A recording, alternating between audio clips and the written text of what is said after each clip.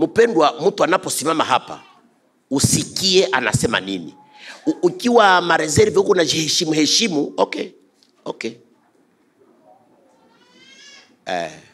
Kwa maana baraka ni neno. Unapotii neno la Mungu basi unabarikiwa. Haleluya. Tukiwa hapa tuko mbele ya Mungu, na Mungu makusudi yake ni kutubariki. Nasema kichwa cha neno letu leo, baraka za Mungu ni urithi wetu, ni haki yako na yangu. Sasa shida ambayo inakuwa ni kwamba hatujui kwamba, tuseme hivi, nimesema kwamba kichwa cha somo letu leo ni baraka za Mungu ni urithi kwako. Na ile urithi urithi unatokana na neno. Kama tunajua sisi sote, wakati tuko na mzee mwenye amezaa watoto, na wakati anakuwa na labda anasikia kwamba siku zake za kufa zimekaribia, ama wakati wake wa kuacha mwili, kutoka mwili aende zinakuja, anaitaka watoto wake na kusema muje hapa ni wabariki. Hii habari tunaipata katika Biblia yote. Yakobo aliita watoto wake akawabariki. Siku ya Jumapili iliyopita, labda wenzetu hawakuwa hapa, tulisema kwamba mpendwa, urithi wako uchunge, usiupoteze, kwa maana unaweza kupoteza. Na nimesema hivi kwamba baraka za Mungu ni nini kwako? Urithi wa nani? Kutoka kwa nani? Kwa Mungu. Mpendwa, umeingia hapa leo, sikia hili neno leo, kwa maana naamini kwamba leo unatoka hapa ukijua kwamba kumbe ni haki yangu kubarikiwa na Mungu. Mama, dada, mpendwa huko hapa, Mungu mpango wake ni kukubariki. Na kuna watu wanafanya akrobasi, wanafanya mazoezi, wanafanya vitu vingi kusudi wabarikiwe. Wanakimbia nyuma ya watu wengine, mpaka hata kuna watu wanapoteza hata pesa kusudi wabarikiwe. Lakini hawana habari kama baraka ziko nao tayari. Baraka ziko nao tayari. Katika Isaya sura yake ya 58 mstari wa 11 hadi 12, neno la Mungu linasema hivi. Kumbuka, ninarudia kichwa cha somo letu. Nimesema baraka za Mungu ni nini? Urithi wako, na hii urithi usiupoteze. Naye Bwana atakuongoza daima, ataishibisha nafsi yako mahali pasipokuwa na maji, na kuitia nguvu mifupa yako, nawe utakuwa kama bustani iliyotiwa maji, na kama chemichemi ambayo maji yake hayapungui. Na watu wako watapajenga mahali palipokuwa ukiwa, utainua misingi ya vizazi vingi, nawe utaitwa mwenye kutengeneza mahali palipobomoka, na mwenye kurejeza njia za kukalia. Amen. Haleluya. Ili neno tukilisoma mkifaransa litakuwa mtamu sana. Maneno haya ni Mungu anayatamka kwa Israeli ambayo ilikuwa tayari katika mabomoko. wanakuwa katika shida, lakini Mungu kwao kumebomolewa. Yerusalemu ilibomolewa, watu wanaishi katika shida, katika uhamisho na katika shida nyingi. Lakini sikia, Mungu anafika na neno la ufunuo kwao na kusema, naye Bwana atakuongoza daima, atashibisha nafsi yako mahali pasipokuwa na maji, na kuitia nguvu mifupa yako, nawe utakuwa kama bustani iliyotiwa maji, na kama chemchemi ambayo maji yake hayapungui. 12 nasema, na watu wako kujenga mahali palipokuwa ukiwa. Utainua msingi ya vizazi vingi, nawe utaitwa mwenye kutengeneza mahali palipobomoka, na mwenye kurejeza njia za kukalia. Ni neno la Bwana.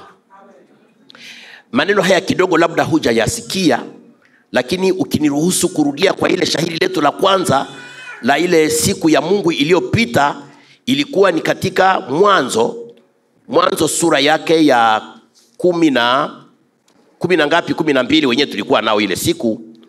Mwanzo sura yake ya 12 mstari wake wa kwanza na wa pili.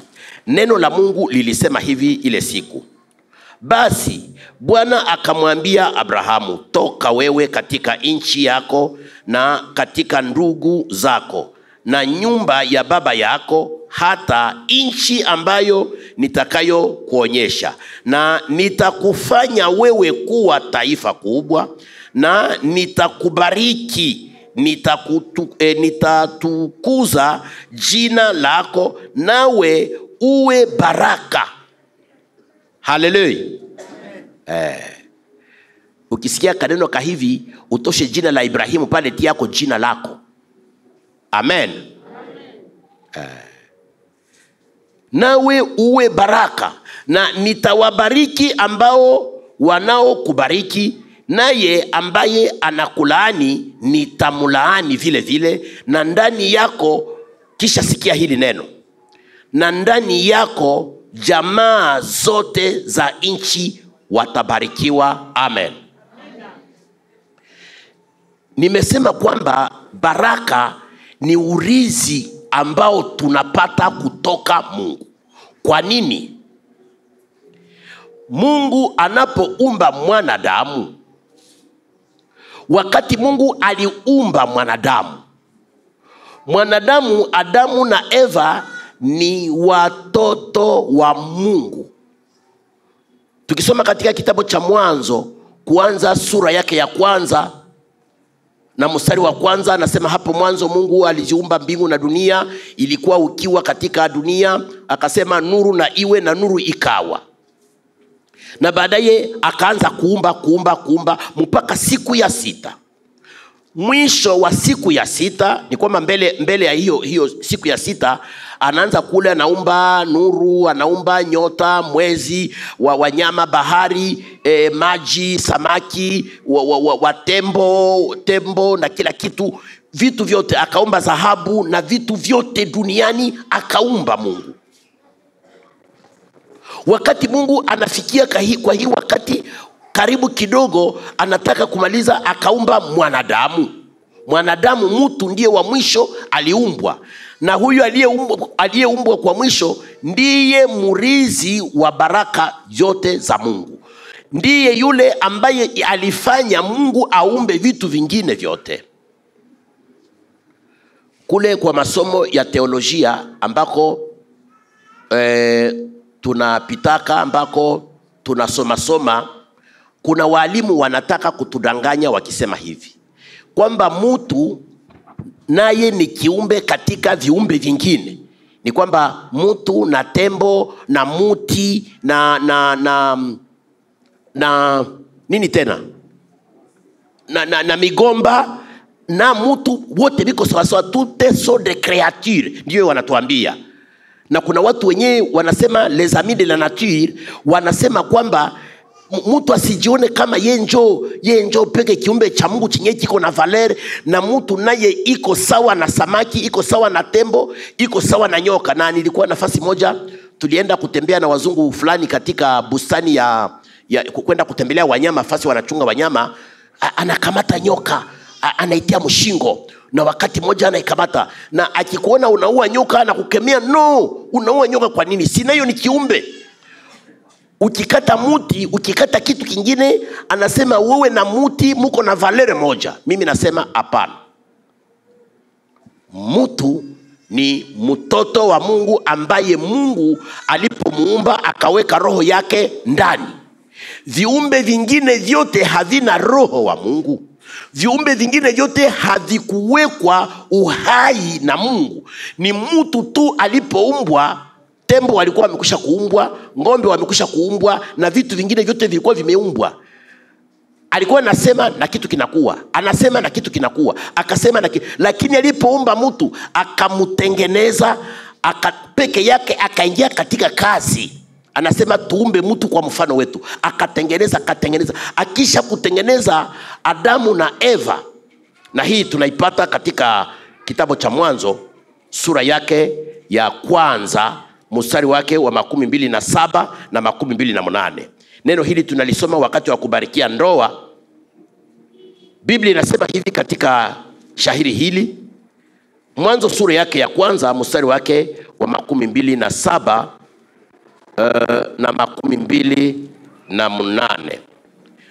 Mungu 27. Mungu akaumba mtu. Kwanza 26. Mungu akasema tufanye mtu kwa mfano wetu, mwenye sura yetu, na watawale juu ya samaki. Mnasikia vile naanza? Mungu anataka kumuumba, lakini anaanza kusema huyu mtu atakayeumbwa atatawala juu ya samaki za bahari, na juu ya ndege wa hewani, na juu ya ngombe, na juu ya nchi nzima, na juu ya kila mutambazi anayetambaa juu ya nchi. Mstari wa 27. Mungu akaumba mtu kwa mfano wake mwenyewe. Kwa mfano wake Mungu akamuumba, mume na mke akawaumba. Amen. Tukishuka mstari wa 28. Sikia, baada ya kuumba, Mungu anasema maneno ambayo hakusema na viumbe vingine. Anaambia mwanadamu hivi. Mungu akawabariki. Mungu akawaambia muzidi na kuongezeka, na mujaze nchi na kuitimisha, na mutawale juu ya samaki za baharini na ndege na kila kiumbe kinachotambaa nchini. Bwana asifiwe sana. Mwanadamu akisha kuumbwa na Mungu, yaani Adamu na Eva, wazazi wetu wa kwanza, neno lililotoka katika kinywa cha Mungu aliwabariki. Haleluya. Sijui kama kuna mtu ananifuata hapa leo. Eske tunafuatana wapendwa? Nasema msikie hili neno na kila mtu aseme hivi: baraka ni urithi wangu kutoka Mungu. Twende pamoja. Baraka ni urithi wangu kutoka Mungu. Tufanye tena mazoezi kidogo tafadhali, na kusihi mama, na wewe useme kidogo, na ndugu tafadhali sema, tafadhali useme. Sema hivi: baraka ni urithi wangu kutoka Mungu. Karibu tena. Baraka ni urithi wangu kutoka Mungu. Haleluya. Baraka ni mali yako, ni urithi wako. Kama mungeamini hili neno leo, ingekuwa siku ya baraka kwako. Ni kwamba mtu wa kwanza anapoumbwa, Mungu alimubariki. Neno la kwanza lilitoka katika kinywa cha Mungu, ilikuwa ninawabariki. Mungu akabariki na akasema muzae, mujaze dunia, mutawale, muhivi. Ilikuwa ni urithi, ilikuwa ni mali Mungu aliweka kwa mwanadamu, akamubariki. Haleluya. Tuko na mkutano wa vijana ambao unaanza, tunatangaza kichwa cha ule mkutano leo. Ni kama vile tunafungua leo, lakini kesho tutafungua rasmi kichwa cha mkutano Repas de Vainqueur, ambao tutakuwa nayo. Tuko na mafundisho juma lote nzima, tunakualika usingelikosa katika hii mkutano. Kichwa chake kinasema hivi: la restauration de l'église. Mkiswahili ni marejesho ya kanisa, yaani marejesho.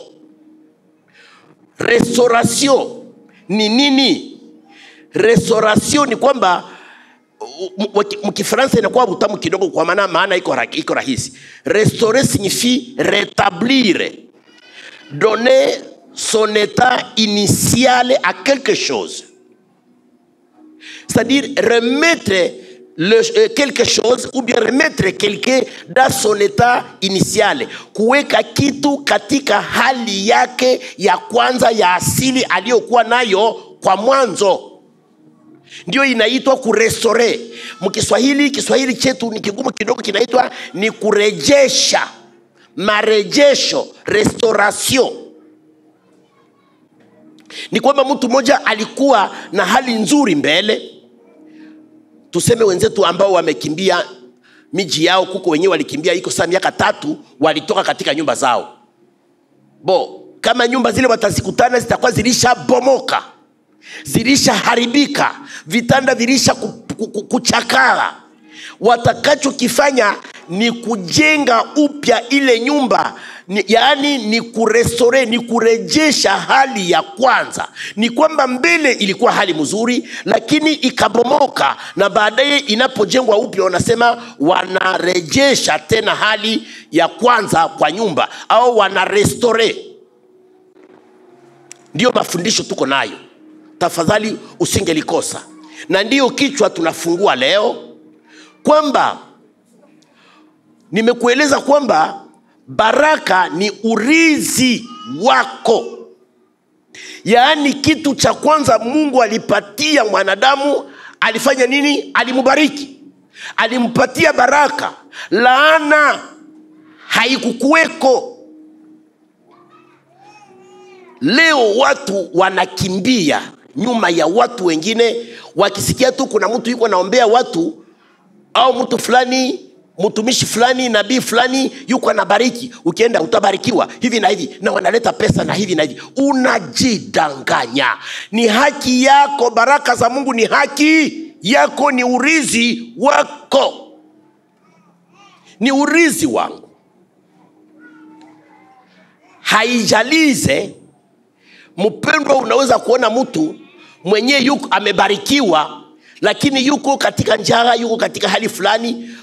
Ngoja tu, baraka iliade fazi na kuanga kama vile kitu kinajificha, lakini kitakaporipuka utashangaa. Kwa ajili ya hiyo mpendwa, ninakueleza leo kwamba baraka ni haki, ni urithi wetu kutoka Mungu. Sasa hapa nimekuambia hivi, kitu cha kwanza nimesema Mungu alipatia mwanadamu ni baraka. Alimubariki kwa vyote. Kukupatia utawala, kukupatia pesa, kukupatia nyumba, kutawala samaki, kufanya vitu vyote na kukuinua. Kwa maana nasema alimweka prince, alikuwa mfalme. Adamu na Hawa ni watoto wa mfalme walioishi baraka za Mungu. Lakini sikia, kulifika mtu mmoja anayeitwa mwizi. Akafika kuiba baraka, kuiba urithi ambao Mungu alipatia watoto wake. Na hii tunaisoma ni katika kitabu cha Mwanzo sura yake ya 3. Sikia vile mwizi alifika. Huyu mwizi alifika hivi. Sura ya 8. Sura yake ya 3. Mwanamke akamwambia nyoka, matunda ya mti ya shamba tunaweza kula, lakini matunda ya mti ulio katikati ya shamba Mungu amesema musiale, musile yake wala musiguse, musife. Mwizi anasema hivi, Nyoka akamwambia mwanamke, hakika hamutakufa, kwani Mungu anajua ya kama siku mutakapokula matunda yake macho yenu yatafunguliwa na mutakuwa kama Mungu, mukijua uzuri na ubaya. Bwana tusaidie sana. Mwizi, tuko mwingine ya Goma. Si tunajua watu wenyewe wanaitwa wa escrow. Escrow napokutana iko na kuko wenyewe wanahusia mchanga yenyewe balifabrike, atakwambia kama ni oro. Anasema leo anaanza hivi, leo umebarikiwa, unaenda kwa tajiri, utajenga hivi na hivi. Ni kitu gani? Ona hii tu, franga kidogo na utakuwa tajiri na umege. Maneno anayokuambia ni kuiba baraka zako. Ile mfano tuko nayo katika mji wa Goma, na tunatishwa mpaka hata hivi kukingali wa Kristo wenyewe wanadanganywa na wa escrow. Hapana. Kama vile wenyewe wanaenda kwa wafumu, wanasema basi hivi na hivi nitabarikiwa. Epe kumekuwa wengine, hapa sasa ndipo kwenye mambo yangu nikiingia hapo sasa mambo yanachemuka. Kuja nikuombee utabarikiwa, utafanya hivi na hivi. Nani mwenyewe alikwambia kwamba ule mwenyewe anakuambia utabarikiwa? Sijibariki kwanza. Unawinda watu nyuma yao. Huna habari uko na kitu, lakini hujui kwamba una kile kitu. Nakwambia wewe kuwa na kitu na kama haujui thamani yake, utashindwa tu. Tuna baraka za Mungu tayari, lakini hatuna habari kama baraka za Mungu ni zetu. Tunakimbia nyuma ya watu tukifikiri kwamba ndio watatubariki. Hapana, baraka ni zako kutoka Mungu. Bwana asifiwe sana.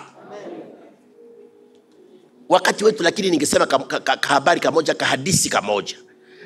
Kahadisi kama mtu alikuwa na baraka, lakini hakujua kwamba ni baraka, akawa maskini baada ya kuwa na baraka mkononi mwake. Kwamba kuko mtu mmoja alikwenda kule ku village, watoto wa mwema siku hamwezi kujua ile. Lakini kule ku village kuna watu walikuwa natoka, anasema ninaenda mkizungu kwenda kutafuta kazi. Wazee mnajua ile, ninakwenda kutafuta mali, na kuna watu anaenda Kampala, anaenda kule kwenda kutafuta. Na huyu akatoka kwao, anaenda kutafuta kazi, abarikiwe, apate mali. Kwamba huyu baba moja akaenda akalaga bibi yake, ninakwenda kutafuta kazi, tumeteseka na ushomaje, tunakosa na nyumba ya kujenga, nikirudia tutajenga nyumba, tutanunua gari, lakini nakwenda kutafuta. Kwamba huyu baba akaenda akafika mbali kabisa kwa mji moja, akatafuta kazi, anatafuta, anafika kwa mzungu fulani, hakuna kazi hapa. Sasa hatuna kazi. Anafika huku, akafanya karibu sijui mwezi moja, miezi mbili, miezi 6 imepita akingali huku. Anaona amechoka, anasema hapana, nirudie kunyumba, bahati yangu haikukuwa huku. Anarudia. Wakati anarudia, alikwenda siku moja, siku mbili, siku ya 3 atafika kwake.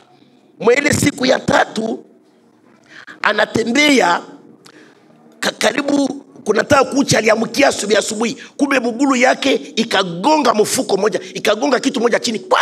Akasema kitu gani? Kutia mkono hivi, anaenda kunyangula kasake, kapata hivi. Kwenda kuangalia kasake, kazito kufungula sake. Anasema nilikuwa nafikiri kuna mtu aliangusha pesa, sasa ninaenda kurudia na niko na pesa. Anafungula, muko mawe. Nilikuwa nafikiri leo nimepona. Mtu tajiri mmoja aliangusha mfuko wake mwenyewe, muko pesa, kumbe hakuna. Anakamata ile, anaona mawe yote inafananana, lakini ni mawe. Akasema maskini kabisa, hakutupa ule mfuko, akaenda nao.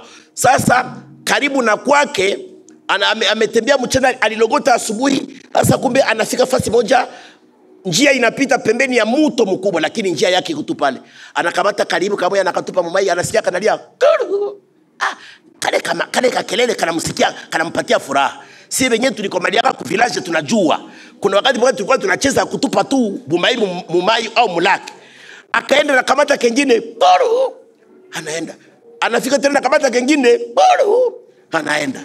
Karibu magharibi, anafika na kamata kengine, anafika na kamfuko kwake, papa anakuya, papa anakuya mifuko mitupu, bana mpatia kakasonga, papa habari gani? Sasa wapi? Mimi wapi, huku nilikosa kazi. Oh lala. Basi mama alikuwa mkarimu, akamchamushia maji, akatafuta rihuaya, akamupatia na maharagi yenye haina mafuta, akakula, akalala. Kale kamfuko kake munabakia bumaibu kama butatu hivi buwili, anakatupa pale chini, analala. Asubuhi rafiki yake alisikia kwamba rafiki yako mwenyewe alienda kutafuta kizungu, alikuya, analamkia pale, habari gani ndugu yangu? Ulipata kazi? Ase wapi? Wapi rafiki yangu, huku Mungu hakunibariki kabisa. Oh pole sana. Kale kakasonga, kumbe rafiki yake anaikala kwenye kale kamfuko. Anafungula kale kamfuko, anakafungula hivi, kwenda kuona maibu mbili iko ndani. Anakamata, rafiki yangu, nilibarikiwa, ninasema nimeteseka, sikupata kazi. Asa bana, ulibarikiwa. Kwenda kuangalia ni bumbegu bili wa oro. Ilikuwa mfuko ya nini? Ya oro. Yote ilisha wapi? Ndani ya mai. Njoo vile baraka za Mungu ziko kwako, huna habari. Unaenda hata kuwafumu, muniombeye, nabii alisema. Nabii gani wewe? Na kuambia kwamba baraka za Mungu ni urizi wako. Sikia sasa, Mungu ametubariki. Huyu maskini wakamwambia, pahali pa kufurahi, wakati rafiki yake aliona bule bupunja bwili bora, akamwambia, oh maskini na huko na, akasema pana, ilikuwa inajaa oro, yote nimetupa.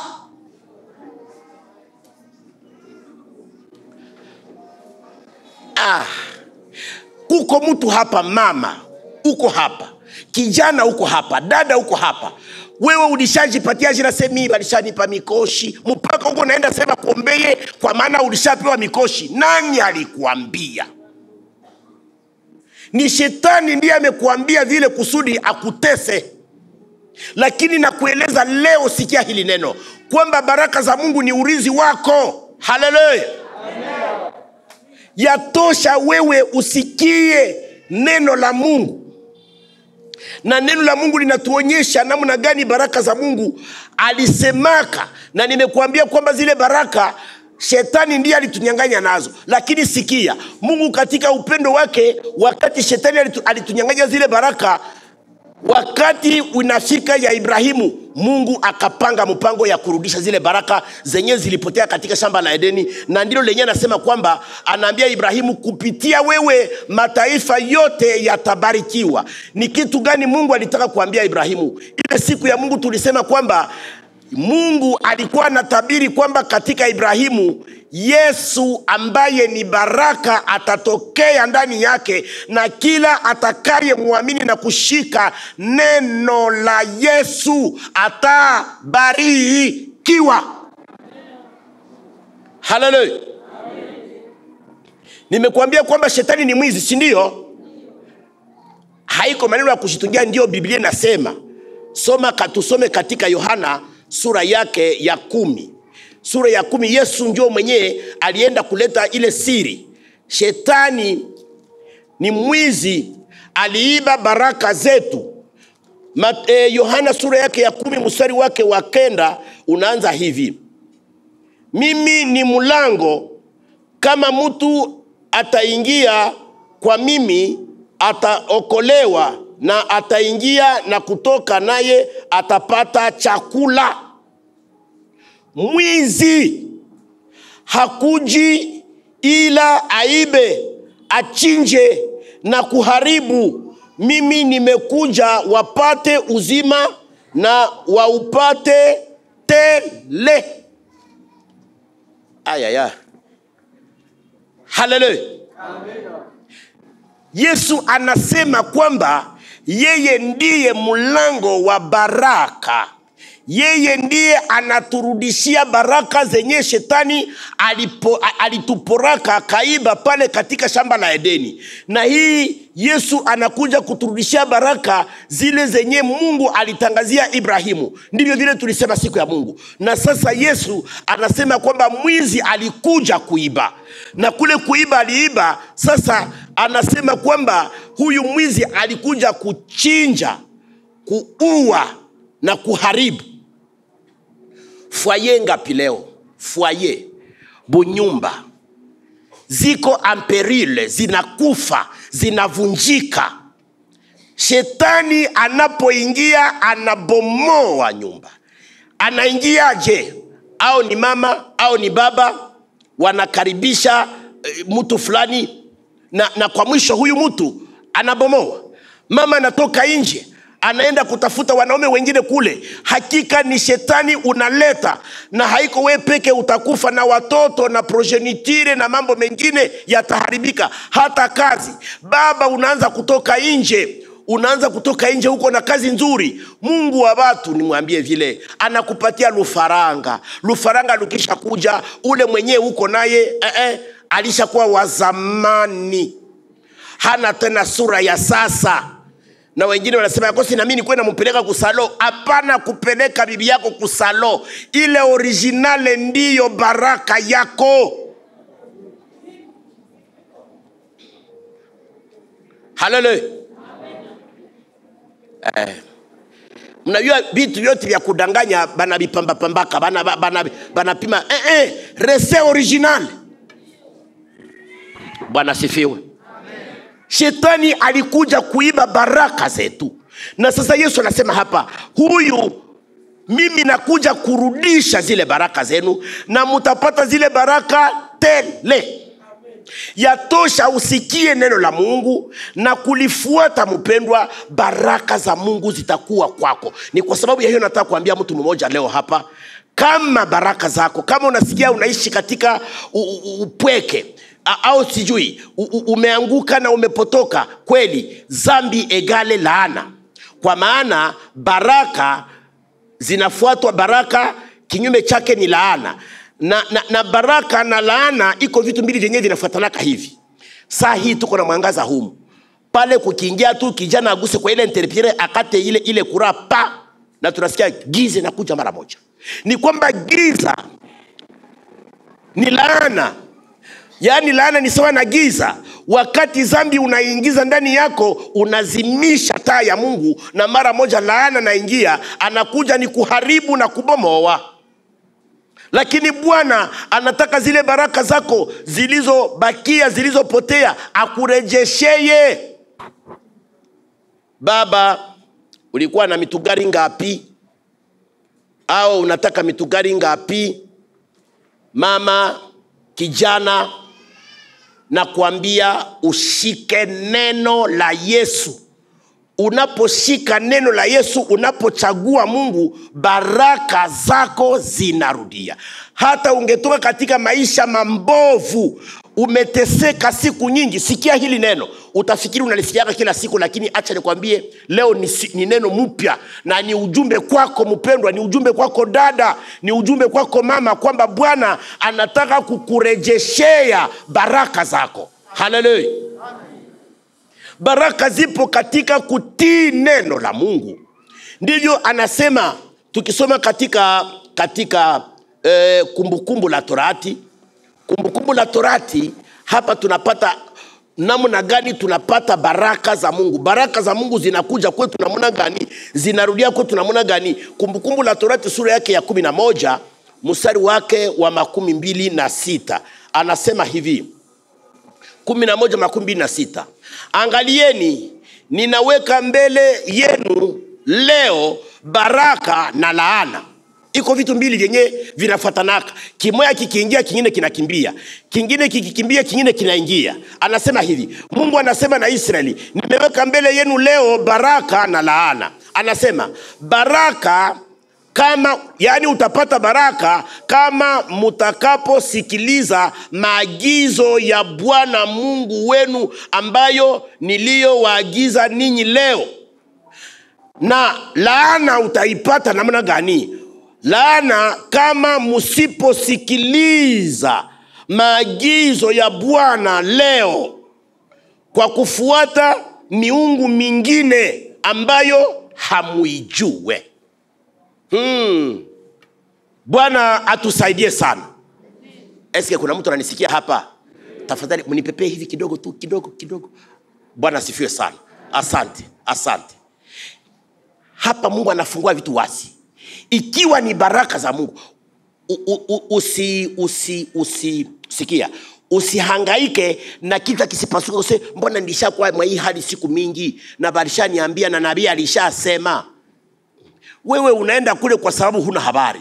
Lakini hata limekuwa hivyo leo hii, ukisema ninabakia katika hizi baraka, nashika neno la Mungu, ninarudia katika neno la Mungu na kushika maagizo ya Mungu, baraka zipende zisipende kwako zimekuja. Zikawie zisikawie zitaonekana. Kwa maana anayefuata Mungu, anayeshika maneno yake, tayari amebarikiwa.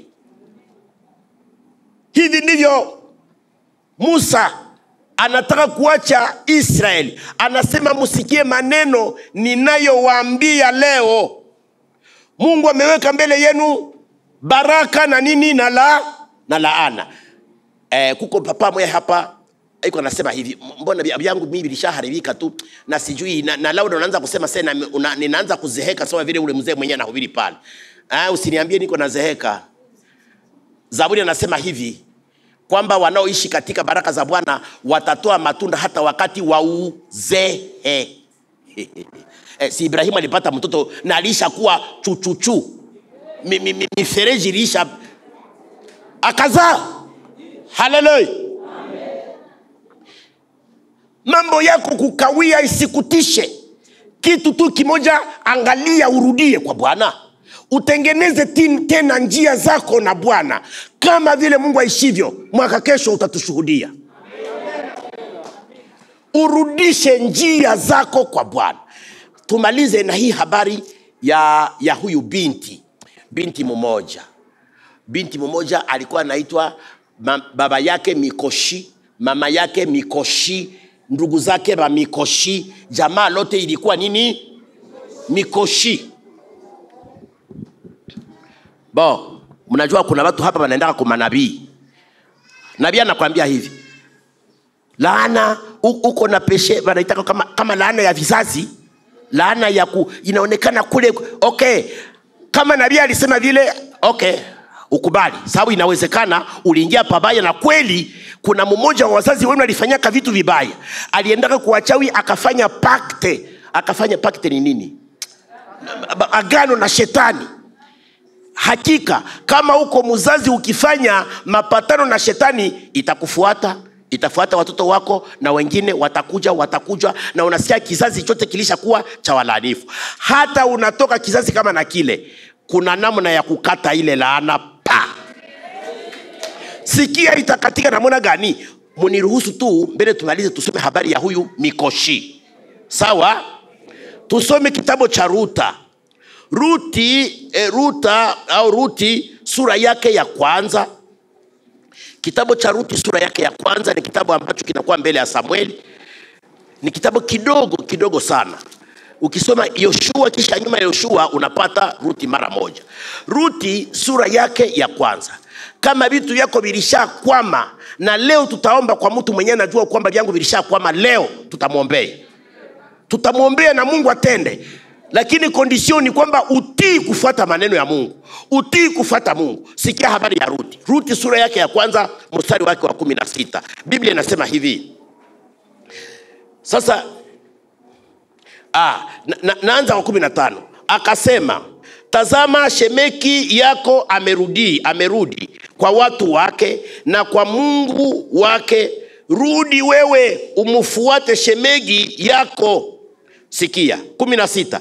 Rudi akasema, usinisihi kukuacha wala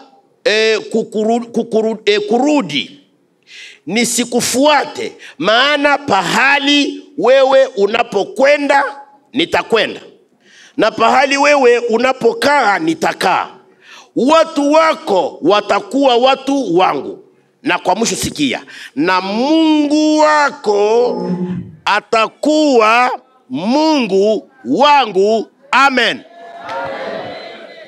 Nikueleze kidogo, nataka kumaliza wapendwa. Nikueleze habari kidogo ka huu Mikoshi Ruti. Wewe unasema mimi nishapata bala, akosema zazi yangu na vyangu haviendekake hivi. Hauyapata bala sawa ya Ruti. Sasa sikia, nataka kukueleza hivi kwamba Ruti ni nani? Ruti ni Moabu. Yaani Ruti kulikuwa jamaa moja kutoka Betlehemu, ilikuwa inaitwa, alikuwa Elimeleki, na alikuwa na mke wake Naomi. Wote wako Betlehemu. Ikafika kipindi njaa inaingia Betlehemu. Wakati imeingia Betlehemu, sasa Elimeleki akasema, mbona tunakufa na njaa? Watoto wetu watakufa. Alikuwa na vijana wawili. Akasema, akaambia Naomi hivi, twende tutafute fasi kwenye kwa chakula. Kumbe wamesikia kwamba kwa Moabu kuko chakula. Sasa Elimeleki akaenda, akaacha Betlehemu na akaenda Moabu. Mnajua Betlehemu ni nchi ya mikate. Betlehemu ni mji wa Mungu, ni mji wa Israeli, taifa ambalo Mungu ambalo lile taifa linatoka Yakobo, ambaye ni chemichemi ya baraka. Sasa wakaacha Betlehemu wakaenda kwa wa Moabu. Moabu ni watu gani? Moabu, watu wa Moabu, ile nchi ni kizazi ambacho kinatoka kwa Lutu. Luti, wakati Ibrahimu alitoka kwao, ndugu yake Luti akamfuata, alikuwa mtoto wa ndugu yake. Wakati walifuatana wanafika kule kwenye Ibrahimu alienda, Ibrahimu akasema watu wa Ibrahimu na Walutu wakapigana kwa sababu ya ufugo. Basi Ibrahimu akasema, sasa ndugu yangu, tusipigane kwa ajili ya hao watumishi. Wewe uchague, wende kule chini kubonde na mimi nitapanda kumilima. Ukipanda kumilima mimi nitaenda kubonde. Luti akasema, mimi nitaenda kule kubonde, kule kubonde kuzuri kule. Akasahau kwamba mwenzake ndio angeenda kule, lakini yeye akatafuta fasi pazuri na yeye ndio alifuataka mwenzake. Kweli mwenzako alikuonyesha kazi, sasa unataka kumkula, wakilia yake yote unaanza kubaiba. Bwana sifiwe. Sina wewe uanze utafute bako, lakini kwa nini unatafuta wakilia ba mwenzako? Mwenzako amekuonyesha kazi na sasa wewe unataka kumkula. Luti akaenda akaingia mwalile bonde. Mwalile bonde kulikuwa miji miwili, Sodoma na Gomora. Sasa kule Sodoma na Gomora kulikuwa na zambi za kupita kipimo. Ndiko kule kwenye mnasikia ka sodomi. Sodomi maana yake ni watu wenyewe wanafanya zile zambi za uchafu. Mnajua kuko zambi na kuko zambi za uchafu. Bienye hatuwezi kusema bya uchafu. Benye banazoea matelefone ya uchafu. Kama uko na telefone, ndani ya telefone yako muko bya uchafu, na weye uko hamunitikie sasa. Telefone yako kama muko bya uchafu na weye uko ukatale usikatale, unajiwekea uchafu. Wakati unabionaka uko unachafuka. Njoo vyenye vilikuwa vinakuwa kule Sodoma na Gomora. Sasa Mungu akapatwa na hasira, akasema nitateketeza Sodoma na Gomora. Mungu akatuma malaika wakaenda kutosha Luti kule, kwa maana Luti na watoto wake na mke wake hawakuingia mwa yale mambo. Wakatoka, moto ukashuka Sodoma na Luti. Mungu alikuwa ameambia Luti na mke wake na watoto wake wawili, wa binti wawili, msiangalie nyuma. Kumbe wakati moto ulishuka juu ya Sodoma, mke wa Luti akaangalia nyuma na akafa, akabakia pale. Lakini Luti na watoto wake wakaenda. Kumbe kwenye Lutu na watoto wake walienda, wale watoto wakati unaishi pamoja na watu unasikia binye banaongea, sisi tunafanyaka hivi, sisi tunafanyaka hivi. Kumbe bilishaka leta chachu muroho za watoto wa nani? Wa Lutu. Sasa wako kule na baba yao hakuna wa vijana. Wakasema, mkubwa akasema hivi, tupatie baba yetu pombe alewe, tulale na yeye. Wakamnyosha pombe, akalala na yeye. Akazaa mtoto kijana anaitwa Moabu. Mwingine mdogo naye akasema, siku ya pili wakamnyosha tena pombe, mdogo naye akalala na baba yake na akazala mwingine. Sasa huyu Moabu ni mtoto wa Lutu kutoka binti. Mumenisikia? Baba anazaa kubinti. Sasa huyu mtoto atakuwa anamuita tate, papa, na uchafu moya hivi. Huko ndiko sasa ule baba mwenye alitoka kwa ile kizazi, njoo mwenye alizaa ile kabila ya Wamoabu. Kwa ajili ya hiyo Mungu akaambia Waisraeli hivi: kusikue Mwisraeli mwenye ataoa kama Moabu, kusikue Mwisraeli mwenye atakuliaka pamoja na Moabu, ni kizazi kichafu. Njoo kwenye Elimeleki alikwenda. Sasa wakati alienda huko, akakaa kule, kweli akakutana chakula, wakakula. Wakati wamebakia kule siku 2 siku 3 mwaka moja, Elimeleki anagonjwa akafa. Ameisha kufa, Naomi anabakia na wale watoto yake, Maloni kama na Elinoni wanabakia na mama yao. Papa amekufa, wale watoto bakaoa. Sasa sababu mtu anaoa kwenye iko, yeye hakuwa na akili, sasa tume wale watoto kwao, wakaoea kule wakaoa wa Moabu, watu walaanifu. Sasa bakisha kuoa wote wawili, wale babiana, kiano wa kwanza akakufa na wa pili akakufa, nabo wakakufa, si waliende fasi ya uchafu. Sasa Naomi anabakia peke yake na wale wakazana wake wawili ambao ni wa Moabu. Na ikafika siku moja, sasa vile wale watoto wa Mikoshi, muluga kwangu wanaitaka Biharitsa, benye banayua lugha kwangu ya mama banayua Kiharitsa sekwa. Tuseme kwetu ukiangukia muwese ni kwamba umepata uchafu, haupaswi kupita mwingine. Kwetu ukiangukia muwese unapaswa usipite mwingine, kwa maana utachafua, utaweka najisi mwingine. Ilifaa upitie mpori wende bakunaushie kule kumai. Sasa watoto wa Naomi walikuwa wameoa wale watoto wachafu ambao hawako sawa, watu walaanifu. Baba na yeye ndio amekufa, Naomi anabakia na bakazana wawili walaanifu. Naomi anasema hivi: mimi akakumbuka, ninarudia kwetu, mimi nilie laaniwa, ninarudia Bethlehemu kusudi nirudie kwetu. Naomi akatoka na bakazana yake bakasema, na si mama tunakufuata. Kufika mbele ya mwingine, kumlango wa mwingine, Naomi anasema, bakazana yangu, murudie kwenu na murudie kwa miungu yenu, kwa sababu mimi siwezi tena kuzaa. Mama tutaenda wewe. Bakasema pana, murudie. Bale bakasana kulikuwa Orpa na kulikuwa Ruti. Orpa akasema, mama akakumbatia mama ya mama mkwe, mama pole, mimi narudia. Naomi asewende kwa Mungu wako na kwa watu wako. Orpa akarudia. Ruti kwenye iko anaangalia ule mama mzee. Baba njoo walikuwa wanamshughulikia. Baba njoo akamuhurumia. Kule kumuhurumia na upendo ukawaka ndani yake. Anasema, mama mimi nitakwenda na wewe. Naomi anamwambia, usinifuate, urudie kwa watu wako, kwa mama yako. Batu yake balikuwa ni watu gani? Kama ningekuwa kwetu ningesema ile lugha kwetu, balikuwa Biharitsa, donc watu najisi. Rudia kwa jamaa lako najisi, kwa nyumba yako najisi, na kwa miungu yako najisi. Ruti anasema hivi, mama usiniambie nirudie, kwa sababu kwenye unakwenda nitakwenda.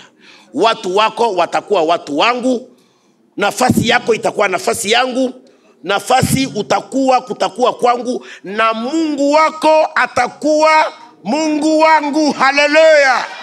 Mungu anaomini nani? Ni yule Mungu wa Ibrahimu, ule Mungu ambaye ni chemichemi ya nini? Ya baraka. Haleluya!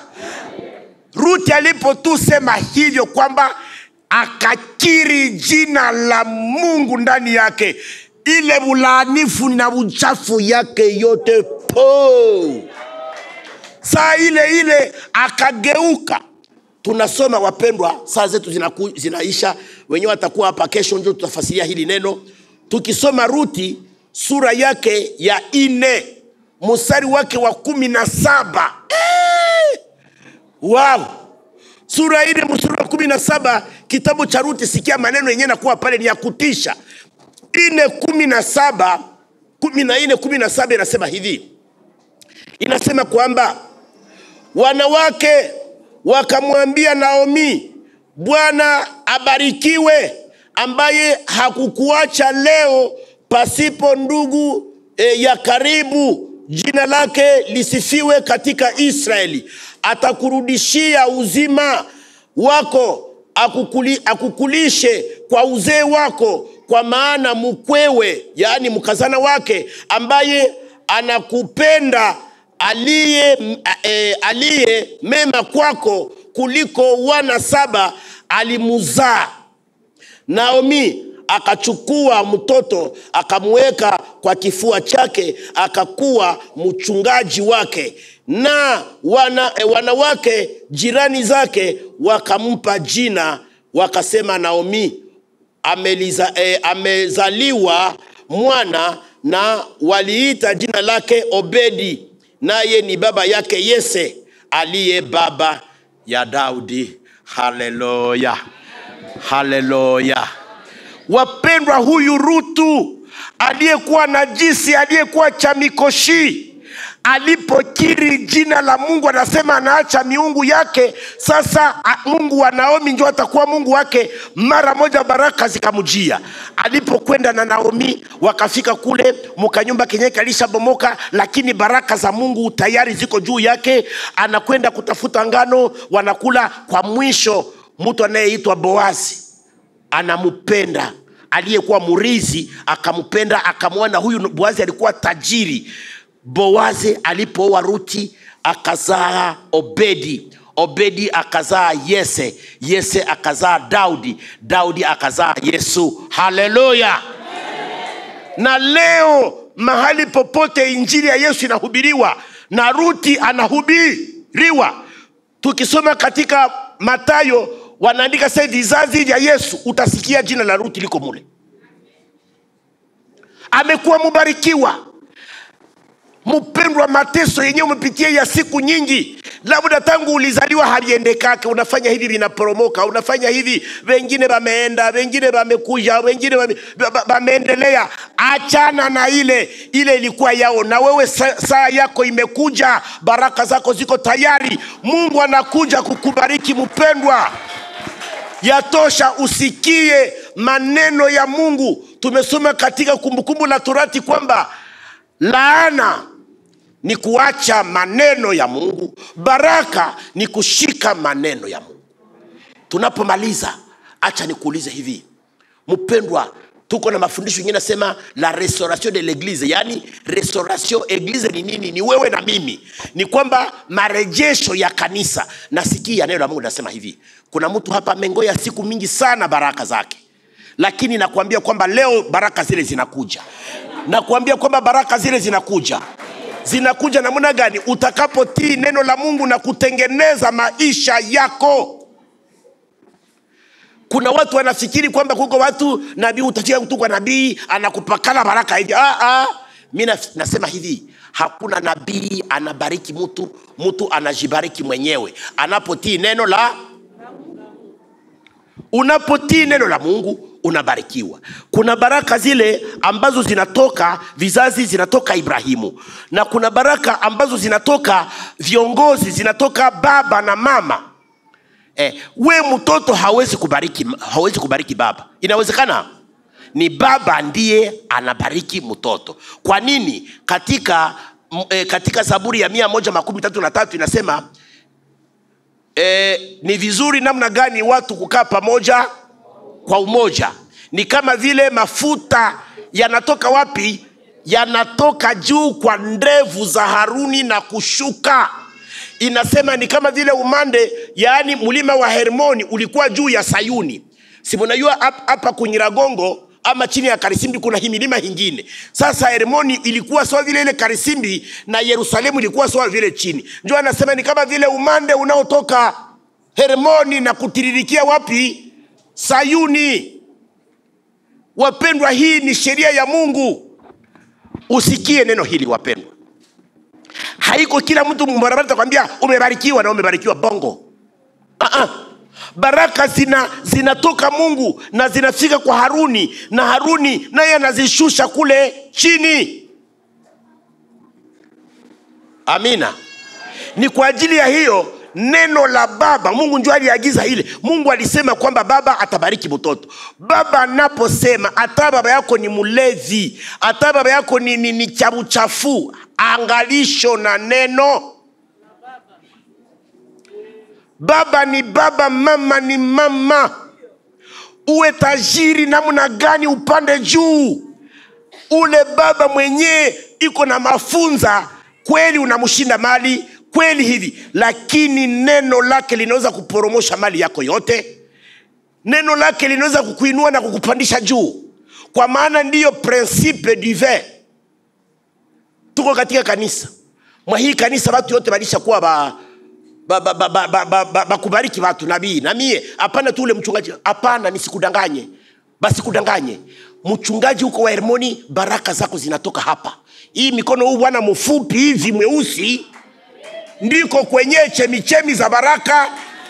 Umupende usimupende, umukatae usimukatae. Na zilitokaje? Hazikuya hivi. Wakati waliponiweka hapa na kuniombea hivi. Kwa maana na wenyewe waliombewa, nao waliombewa na wengine. Na wengine waliombewa, zinatoka. Mungu iko shene yenye huwezi kukwepa. Mungu anipe, niombee nisijazwe saa hii. Niombee nisijazwe sana. Kwa maana naona Roho anataka kunijaza nianze kusema maneno. Lakini nitayasema maneno ya baraka, nitayasema leo. Maneno ya baraka nitayatangaza leo. Ubarikiwe. Ubarikiwe. Ubarikiwe.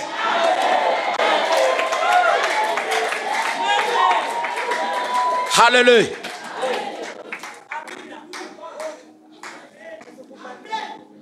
Nishauri mtu mmoja hapa. Kama una kachuki kadogo kwa mchungaji wako, uanze kumpenda. Fanya mazoezi ya kumpenda. Hautaitika malheureusement. Na kuna wengine wanasubutu kusema hivi, mie Mungu amenionyesha mchungaji alishamkatala. Wewe kwenda kunywa ka 6 kwenu.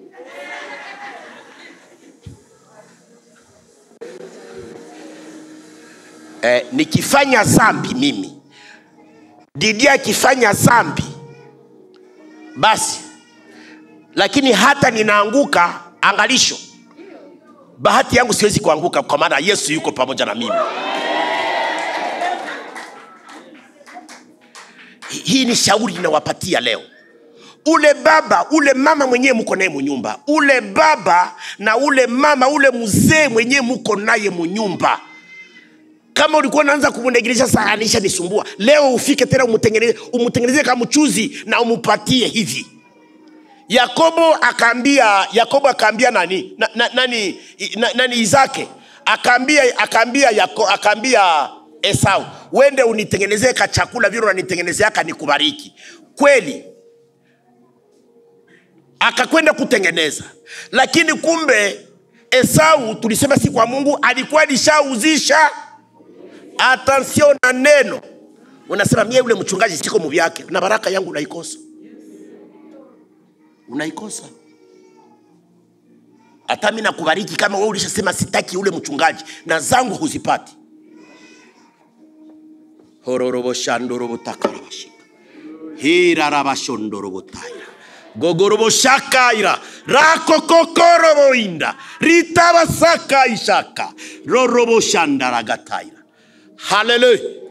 Hororobo shikarabara. Rakukukubo shandaraba. Mungu ana mpango wa kukubariki. Leo ni siku ya kubarikiwa. Sogea ubarikiwe. Neno linalotoka kinywa chako. Esau akafika mbele ya mdogo yake. Mdogo yake aliwa secret. Ametengeneza ka chakula, mkuu wake anafika, Yakobo unipatie ka chakula, njani nataka kuniua. Yakobo anasema bongo yako.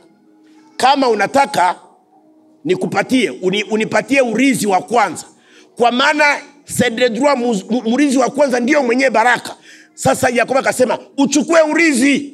Chukua uzaliwa wa kwanza. Na uzaliwa wa kwanza ndio ilikuwa urizi wa Esau. Akaupatiana. Baba yake anamwambia ukuje nikubariki. Baba yake hana habari kama alishauzisha ile urizi.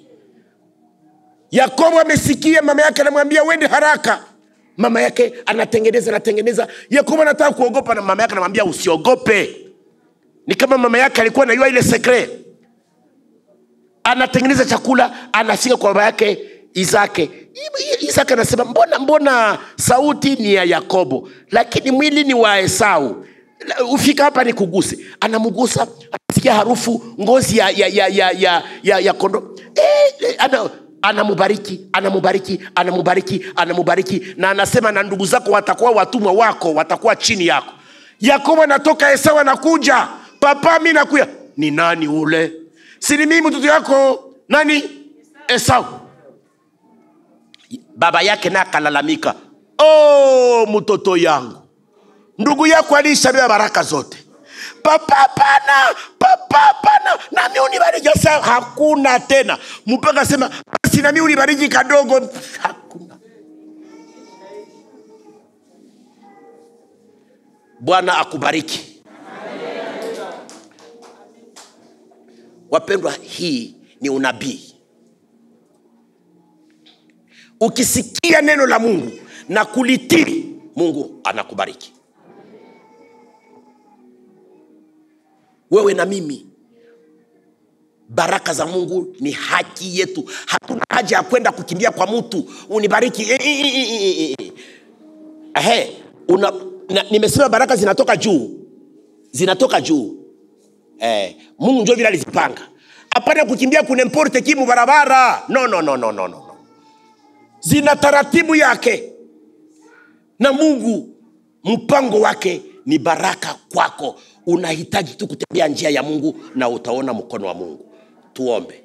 Yesu, nakushukuru kwa neno hili la leo. Wewe ni Mungu wetu uliyetubariki kabla tuzaliwe. Kutokana ile neno baraka ulileta kwa Ibrahimu. Na Paulo anasema kwamba tunarizi baraka za Ibrahimu kupitia Yesu Kristo. Yaani ni haki yetu kubarikiwa. Mungu, tunakuja mbele zako wakati huu, iwe wakati wa baraka zako sasa. Ikiwa kuna mtu mmoja hapa, Mungu, aliacha njia ile ya baraka, akaingia katika dhambi, Mungu tunataka umubariki. Umsaidie kutengeneza maisha yake, umsaidie kufika karibu na wewe tena na kusema Bwana unibariki, unisamehe. Kwa maana unasema kwamba ikiwa mtu mmoja anatambua kwamba njia zake ni mbaya na akifika kwako, neno lako linasema kwamba utamsamehe na dhambi zake hazitakumbukwa tena, ila ataishi katika baraka zako. Mungu utubariki leo, tunakuomba. Tunataka kumaliza maombi yetu, lakini uko hapa na kweli unahakika kwamba umeacha Mungu quelque part. Unahakika kwamba ulitenda dhambi na ulianguka katika dhambi. Au inawezekana uko hapa na haujaamini Yesu Kristo kama vile Bwana na Mwokozi. Uko mbali na baraka. Mpendwa, nyumba ya etaje ya wazee wako isikutishe kama iko katika dhambi. Nyumba ya etaje gari 60 na mtu yuko mzambi, haitoshe. Hiyo ni laana tu. Lakini Mungu amepanga kukubariki. Kwa maana baraka za Mungu ni za milele. Kuna baraka za chini ambazo zinaisha haraka, lakini za Mungu tunaziishi hapa, na katika mji wa mbinguni tutaishi baraka za Mungu. Baraka za Mungu zitakamilika tutakapomkutana Yesu Kristo hewani. Pale ndipo Bwana ataturejeshea furaha yetu ya milele na milele. Na leo Yesu anakuambia hivi, kama kuna nafasi kwenye uliacha Mungu, ukafanya dhambi, ukalewa kabisa, uko unatumia pombe kama vile taratibu, unaenda unaiba, unafanya uzinzi, unatenda dhambi, umekwenda mbali na baraka za Mungu, na leo Bwana anataka arejeshe baraka zako. Kama uko hapa mpendwa, unasikia kwamba kuna kitu unataka kupata tena kutoka Mungu, ungelisimama tuombe Mungu pamoja. Kama unasikia kwamba kuna kitu uliacha Mungu kwa njia fulani na leo unataka kurudia, au haujamwamini Yesu Kristo, unataka na wewe uishi baraka za Mungu, simama tuombe Mungu pamoja na wewe. Kama kuna dhambi, kama kuna nafasi uliacha Mungu au haujamkaribia Mungu, simama tuombe Mungu pamoja na wewe. Uko mtu wa kanisa, uko mtu unafanya huduma kanisani, lakini dhambi iliingia. Bwana anataka atoshe ile dhambi ili uishi baraka zake kama vile kawaida. Tutakwenda kuomba na hao wapendwa ambao wamesimama. Tafadhali mpendwa, sogea hapa tuombe pamoja. Sogea hapa. Leo ni siku ya kila mtu. ni kila mtu kujichukulia. Wewe umesikia neno na mimi nimesikia neno, na leo Mungu ana mpango wa kukubariki, ila utoe kwanza vile vitu vichafu na baraka za Mungu zitakuja kwako. Leo ni siku yako. Ni hakika kwamba Mungu ana mpango wa baraka kwako, lakini tengeneza kwanza, usafishe kwanza, urekebishe, urejeshe, urudie chini ya msalaba na kusema Bwana unisamehe, naye atakusamehe. Haleluya. Ni wakati wako mpendwa. Mungu anataka kukubariki, lakini kuna jambo la kutengeneza. Tafadhali utengeneze. Tafadhali Bwana akutakase. Pastor, simama ukaribie hapa. Tutakwenda kuomba Mungu. Pastor, inua mikono juu. Pastor, utainua mikono juu. Nasi tunataka kuomba kwa ajili ya wapendwa hawa. Mungu akutakase. Ile hatua umefanya kusimama, baba, mama, dada, ni mlango, ni hatua yako ya kuendea baraka. Mungu akutakase, Mungu akusamehe, Mungu akuhurumie. Hatua ile ambayo uliingia ndani, sasa Bwana anaitosha. Vile aliangushaka laana ya Ruti, ndivyo anaangusha aliangushaka laana ya Ruti, ndivyo anaangusha laana iliyofuata ulipotoka mbele za Bwana, katika jina la Yesu Kristo. Saa hii Bwana akutakase, akuoshe, akubariki. Karibu pastor kwa maombi.